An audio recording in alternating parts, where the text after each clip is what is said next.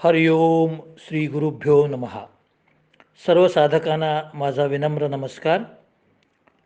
कठोपनिषदामधल्या पहिल्या अध्यायाच्या दुसऱ्या वल्लीमधला 22वा मंत्र आता आपण पाहणार आहोत.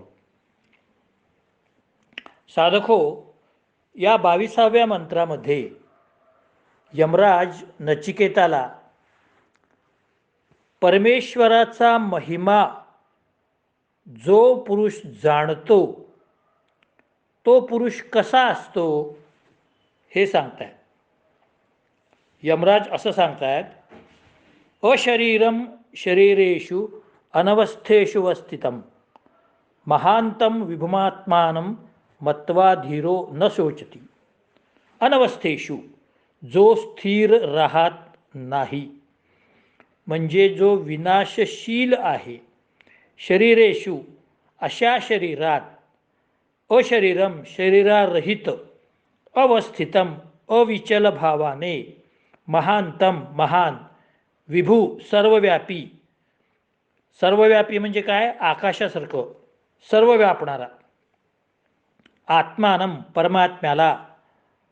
मत्वा धीरहा, जाणून. बुद्धिमान. धीरहा म्हणजे महापुरुष. न शोचती, शोक करत नाही.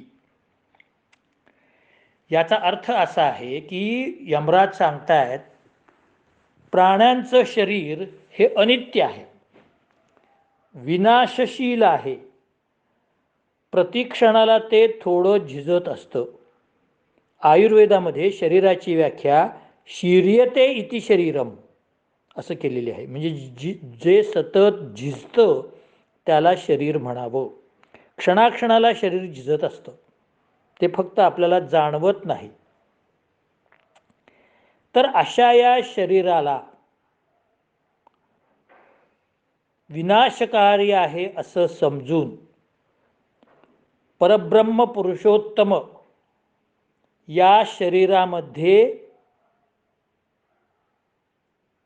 विनाश होईपर्यंत आहे, परंतु स्वतः पुरुषोत्तम हा शरीरहीन आहे, विदेही आहे. म्हणून तो नित्य आणि अचल आहे.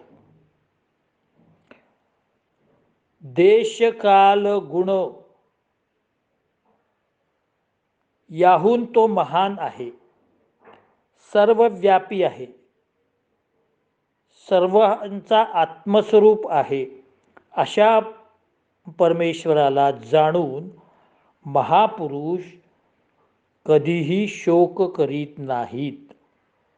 ही त्यांची ओळख आहे.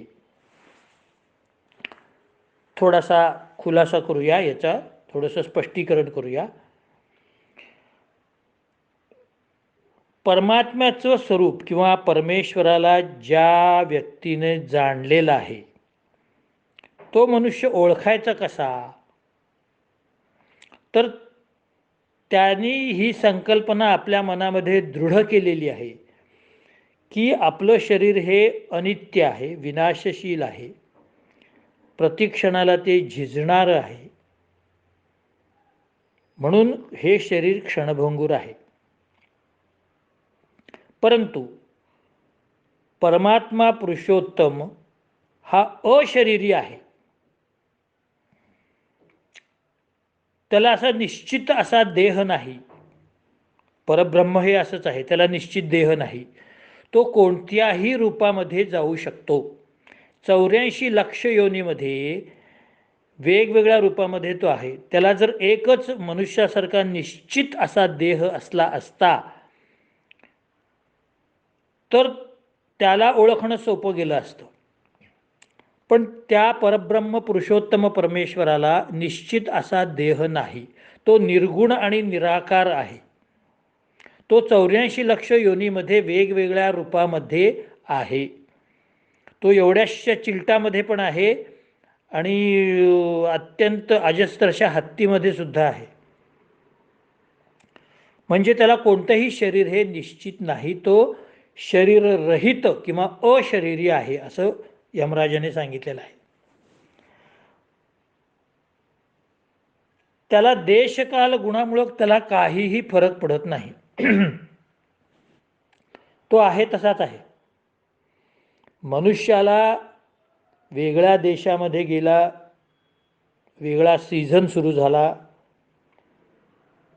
की त्याच्यामध्ये बदल होतात, परंतु ह्या परब्रह्म परमात्म्यामध्ये कोणतेही बदल होत नाही. त्यानंतर तो विभू आहे, सर्वव्याप्त आहे. फक्त सांगलीतच आहे का, फक्त महाराष्ट्रातच आहे का, फक्त कर्नाटकातच आहे का? नाही, तो संपूर्ण विश्वव्यापी आहे. हे ज्ञान ज्या पुरुषाला झालेला आहे तो महापुरुष कोणत्याही परिस्थितीत शोक करीत नाही, हीच त्याची ओळख आहे. म्हणजे त्याच्या आयुष्यात जरी शोक प्रसंग आला तरी तो परब्रह्माची इच्छा तो समजतो आणि शोक करत नाही.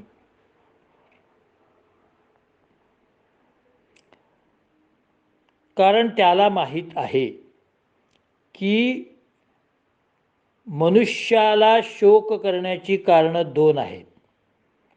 एक भूतकाळचं दुःख आणि भविष्यकाळची चिंता.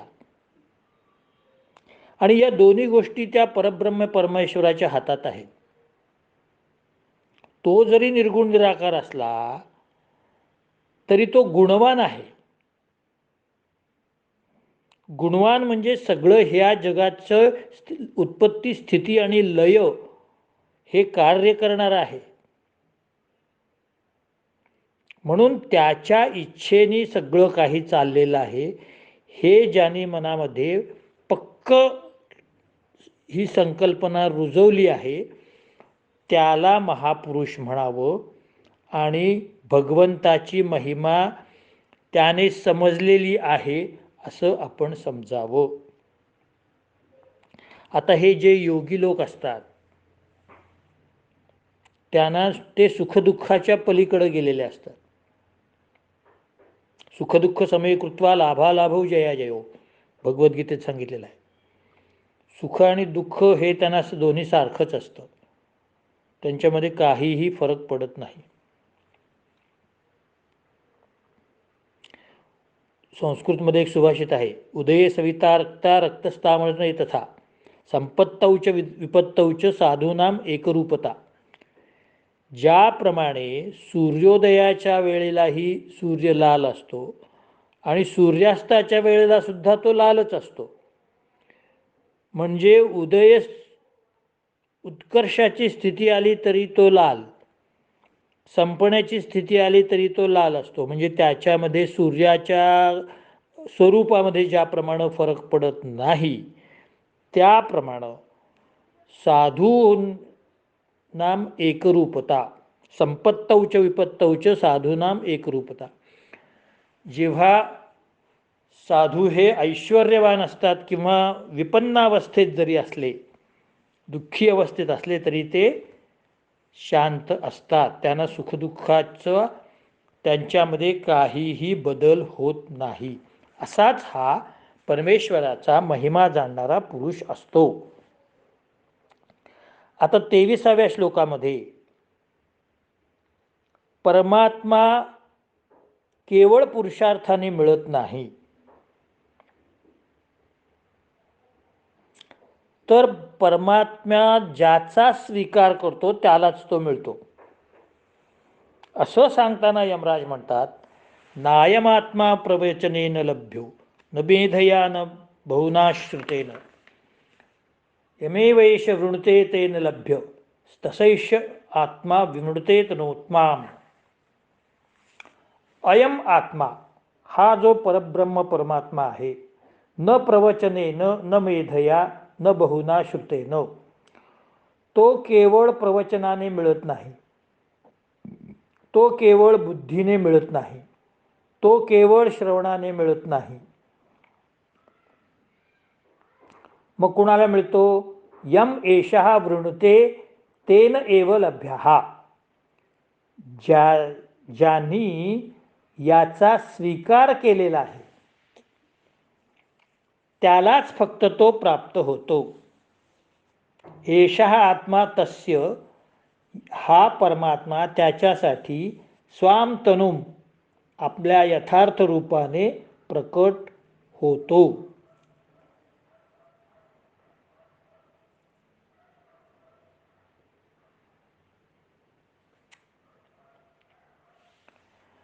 या ठिकाणी यमराज सांगतायत की हा जो परमेश्वर आहे तो नुसती प्रवचन ऐकून मिळत नाही. प्रवचन ऐकावं. नवविधा भक्तीमध्ये प्रल्हादाने सांगितलेलं आहे, श्रवणम कीर्तनम विष्णू स्मरणम पादसेवनम अर्चनम वंदनम दास्यम सख्यम आत्मनिवेदनम अशी नवविधा भक्ती सांगितलेली आहे. पण यमराज या ठिकाणी सांगतात नुसतंच प्रवचन ऐकलं, नुसतीच परमेश्वराच्या ठिकाणी बुद्धी लावली किंवा नुसतंच काहीतरी श्रवण केलं तर एवढ्याने परमेश्वराची प्राप्ती होत नाही. तर भगवंताची इच्छा आपल्याला स्वीकृत करण्याची पाहिजे.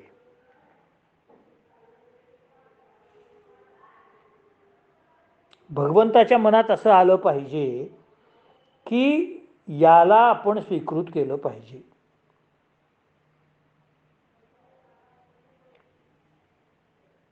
पुढं यमराज सांगतायत की परमेश्वर हा स्वतः त्याचा स्वीकार करतो, त्याची उत्कट इच्छा बघून त्याच्यासमोर प्रकट होतो,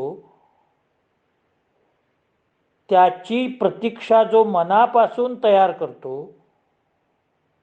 तो त्याचा योगमायेचा पडदा सरकवून आपलं स्पष्ट रूप त्याच्यासमोर प्रकट करतो. म्हणजे भगवंत हा निर्गुण निराकार असला तरीही त्याच्या मनात जर आलं की या भक्ताला आपण सगुण स्वरूपात प्रसन्न व्हावं तर तेही तो परब्रह्म परमात्मा करू शकतो. जसा ध्रुवाला झाला, जसा प्रल्हादाला झाला, जसा अनेक संतांना झाला वेगवेगळ्या रूपामध्ये, जसा पुंडलिकाला झाला, जसा ज्ञानेश्वर माऊलींना झाला, जगद्गुरू तुकाराम महाराजांना झाला, एकनाथ महाराजांना झाला, नामदेव महाराजांना झाला, तसं हा परमेश्वर केवळ प्रवचन केल्यामुळं, केवळ त्याच्या ठिकाणी बुद्धी लावल्यामुळं, केवळ ऐकल्यामुळं होत नाही. हे सगळं करायला पाहिजे, कारण आपली मनोभूमिका तशी तयार होते. म्हणजे प्रवचन करू नका, ऐकू नका असं यमराजाने सांगितलेलं नाही आहे. यमराज काय म्हणतात, नुसतं एवढंच करू नका, हे करा म्हणजे तुमची मनोभूमी भगवंताला प्राप्त करून घेण्यासाठी तयार होईल आणि मग तुमच्या मनामध्ये भगवत प्राप्तीची उत्कट इच्छा निर्माण होईल. आणि मग ही उत्कट इच्छा निर्माण झाली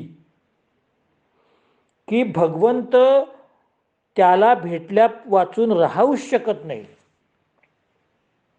बघा त्याच्या पुढे जाऊन यमराजाने सांगितलंय, ज्या भक्ताची उत्कट इच्छा अशी असते की भगवंताने मला प्राप्त व्हावं, त्याची उत्कट इच्छा पाहून भगवंत स्वतःहून त्याच्याकडे येतात. अहम भक्तपराधीनः भागवतामध्ये विष्णूने सांगितलेलं आहे.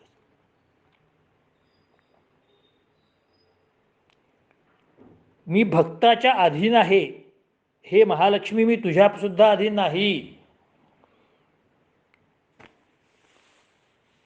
गजेंद्र जेव्हा संकटात होता तेव्हा प्रत्यक्ष भगवंताने त्या ठिकाणी जाऊन त्याला मगरीच्या तावडीतून सोडवलेलं आहे. पुरंदरदासांना संकटातून सोडवलेलं आहे, एकनाथ महाराजांना सोडवलेलं आहे, ज्ञानेश्वर माऊलींना सोडवलेलं आहे, जगद्गुरू तुकाराम महाराजांच्या नदीतल्या पोथ्या होत्या तशा कोरड्या आणून दिलेल्या आहेत. अनेक उदाहरणं आहेत आपल्याकडं. कनकदासांसाठी दर्शन देण्यासाठी मूर्ती फिरलेली आहे उडुपीमध्ये, प्रत्यक्ष तुम्ही कधी गेलात तर पहा. ह्या गोष्टी कधी घडतात, जेव्हा श्रवण कीर्तन स्मरण नामस्मरण ह्या गोष्टी करून करून करून आपली मनोभूमिका तयार होते, भगवंताला भेटण्याची आपली उत्कट इच्छा होते, त्यावेळेला भगवंतसुद्धा अस्वस्थ होतात की हा भक्त माझ्यासाठी इतकं करतो आहे, तर मी त्याला भेटायला पाहिजे, कारण मी भक्तांच्या अधीन आहे.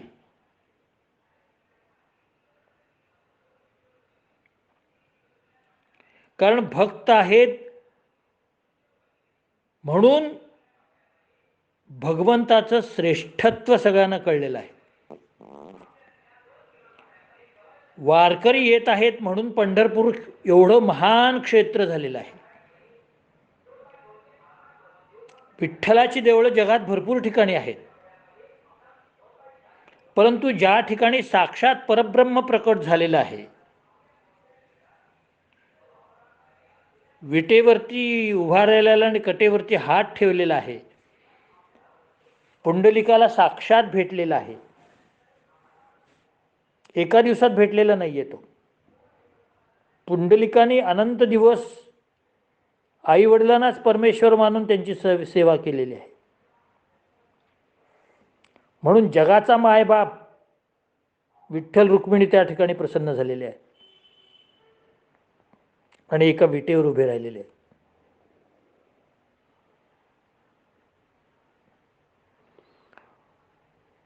आणि शेवटी स्पष्ट यमराज सांगतायत की योगमायेचा पडदा हटवून दूर करून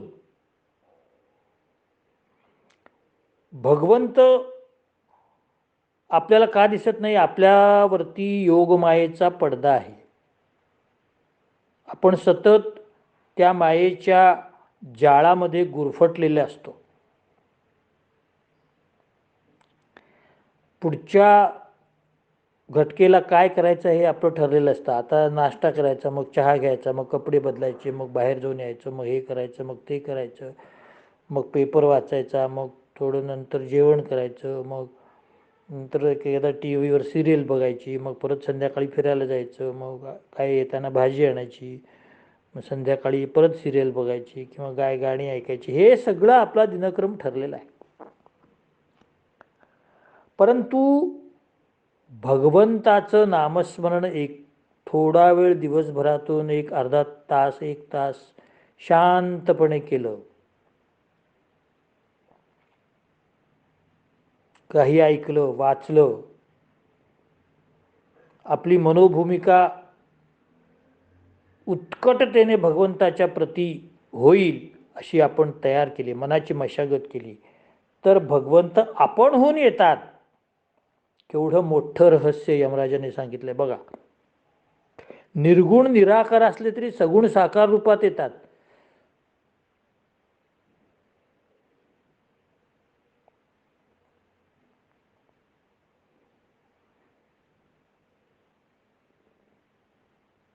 आता परमात्मा कुणाला प्राप्त होत नाही ते सांगितले पुढच्या 24व्या मंत्रामध्ये.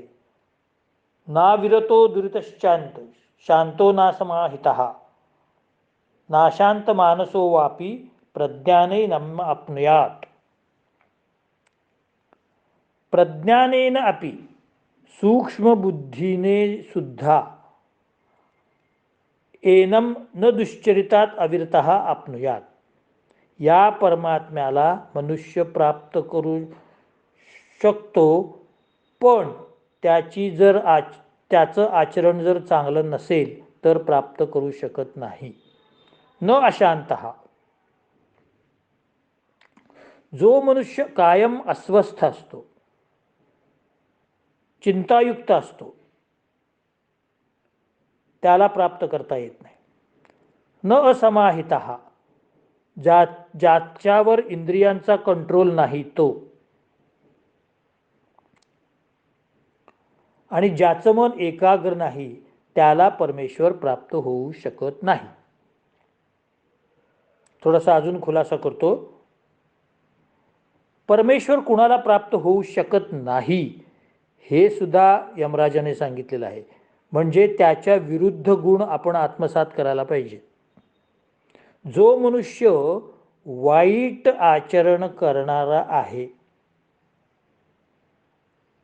विरक्त असून सुद्धा वाईट आचरण करणारा आहे, म्हणजे रूप साधूचं आहे पण मनामध्ये संधी साधूचा भाव आहे, अशाला परमेश्वर प्राप्त होत नाही. जो दिवसरात्र संसाराच्या भोगांमध्ये मग्न आहे, भोगवादी आहे, तो जो मनुष्य अशांत असतो, म्हणजे मला हे चांगलं मिळेल की नाही, मला ते चांगलं मिळेल की नाही, मला खायला चांगलं मिळेल की नाही, मला ड्रेस चांगला मिळेल की नाही, मला प्रमोशन मिळेल की नाही, परमेश्वरावर विश्वासच नाही.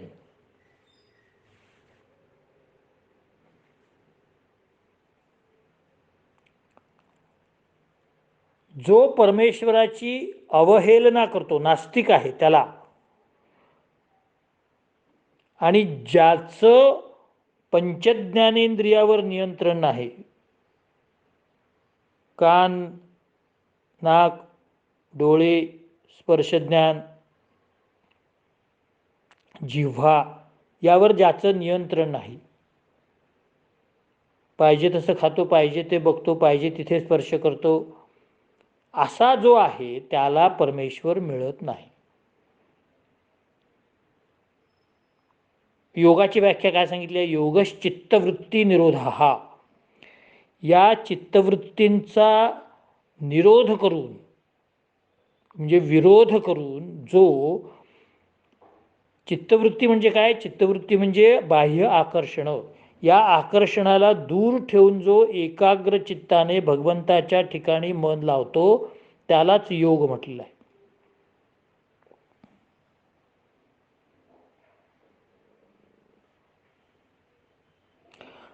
याच्या पुढं जाऊन यमराज पुढच्या 25व्या मंत्रात सांगतात,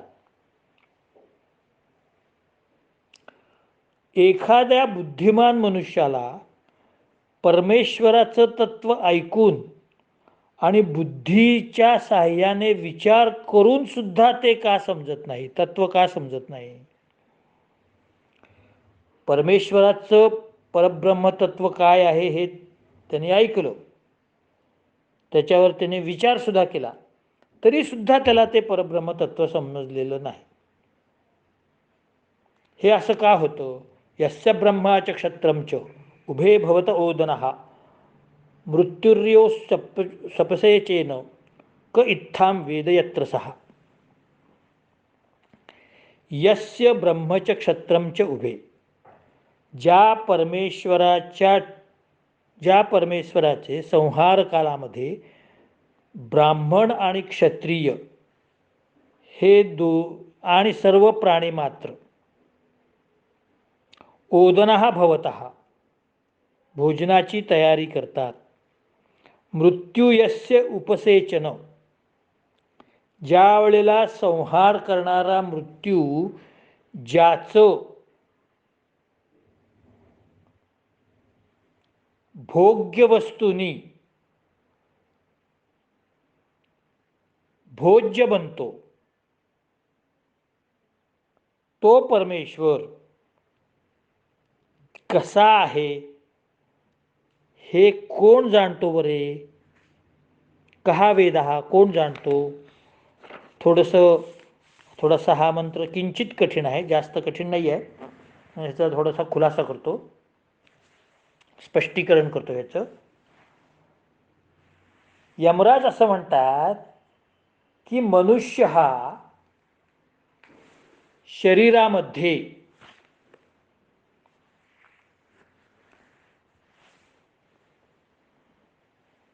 ज्याचा वर्ण ब्राह्मण किंवा क्षत्रिय आहे तो बुद्धिमान मानला जातो. हे दोन वर्ण बुद्धिमान मानले जातात. ठीक आहे, इथपर्यंत. आता हा उपनिषदाचा काल आहे तो सत्ययुगातला आहे. त्यावेळेला वर्णव्यवस्था अशी होती, धर्मशील ब्राह्मण आणि धर्मरक्षक क्षत्रिय हे दोन बुद्धीच्या दृष्टीने उत्तम मानले जातात.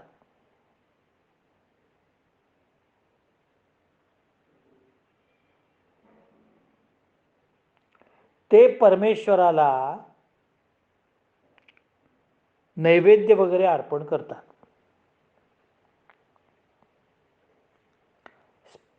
परंतु सर्व जगाला मारणारा मृत्यूदेव आहे, तो जणू काही या माणसांचाच नैवेद्य दाखवतो.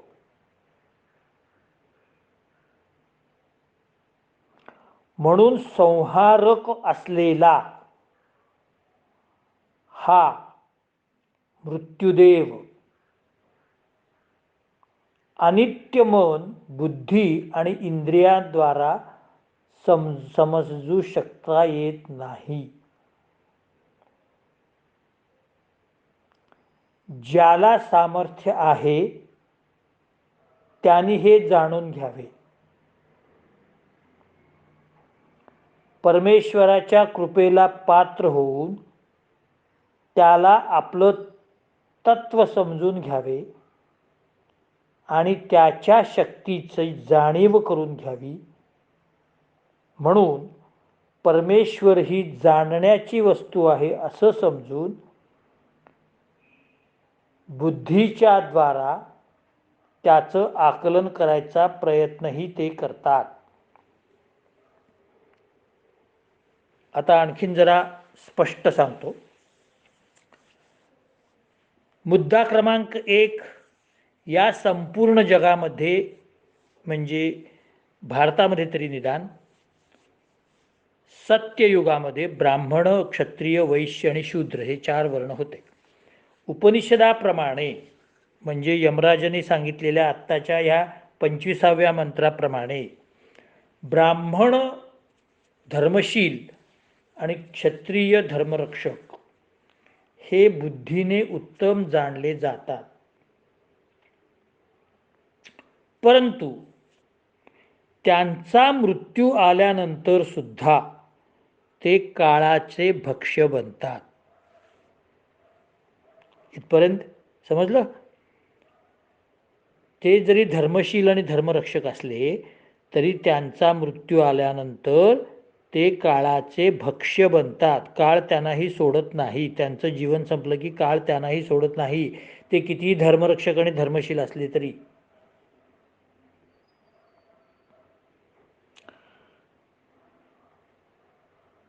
त्यानंतर बाकीचे जे वर्ण आहेत ते जणू काही ब्राह्मण आणि क्षत्रिय या प्रमुख अन्नाचे तोंडी लावणं असल्याप्रमाणे आहेत, भाजी वगैरे असल्याप्रमाणे आहेत. म्हणजे ब्राह्मण आणि क्षत्रिय सोडून दुसरे जे काही वर्ण आहेत ते जणू काही तरकारीप्रमाणे आहेत, चटणी तरकारी याप्रमाणे आहेत. म्हणजे ते सुद्धा भक्ष्य आहेत, पण ते प्रमुख भक्ष्य नाहीत. प्रमुख भक्ष्य ब्राह्मण आणि क्षत्रिय हे सुद्धा आहेत. मग असं जर सगळेजण जर मृत्यूदेवाचे भक्ष्य आहेत तर या मृत्यूदेवाचे भक्ष्य होता होता बुद्धिमान मनुष्य सुद्धा संपूर्ण आयुष्य विचार करत करत घालवतो, परंतु ते आयुष्य त्याला भगवंताला प्राप्त करून घेण्यासाठी पुरे पडत नाही.